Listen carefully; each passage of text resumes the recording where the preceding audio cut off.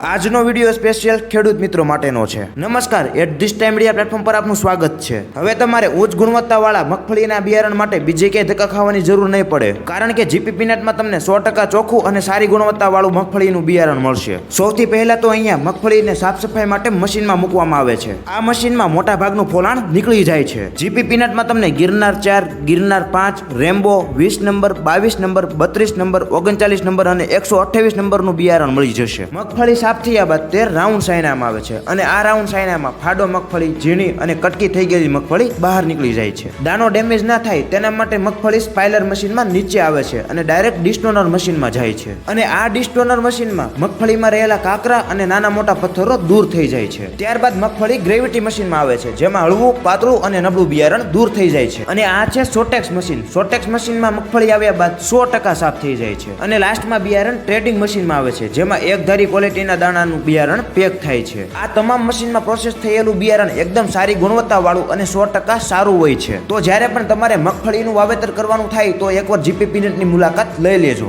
અને જો વધારે માહિતી મેળવવી હોય તો ઉપર આપેલા નંબર પર સંપર્ક કરી લેજો। એડ્રેસની વાત કરીએ તો જસદણ ગોખલાણા રોડ પર રામેશ્વર મંદિરથી 1 મિનિટના અંતરે જ જીપી પીનટ આવેલું છે અને આ વિડીયો તમામ ખેડૂત મિત્રો સુધી પણ પહોંચાડી દેજો।